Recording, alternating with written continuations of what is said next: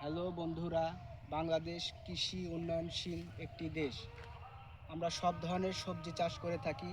যেমন এখানে পেঁয়াজ আর আলু রোপণ করেছি এবং এর পাশাপাশি ভিটা জমিতে আরেকটি ফ্রি সবজি চাষ করা যায়, যেমন সজনা চাষ।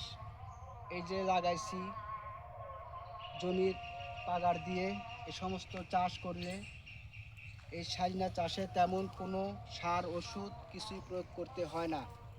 এতে প্রচুর পরিমাণে ফলন আসে। এক কথায় ফ্রি একটি সবজি চাষ এবং এর বাজার চাহিদা অনেক বেশি। এই যে দেখেন, সজনা গাছের ফুল চলে এসেছে, কিছুদিনের মধ্যেই সজনা গাছের ফুল থেকে সবজি বের হবে। তো আপনারাই দেখেন। তো যাদের এই সমস্ত ভিটা জমি রয়েছে তারা অন্য আবাদের সাথে সাথে এই সবজি ফ্রি চাষ করতে পারেন। ধন্যবাদ, সবাই ভালো থাকবেন।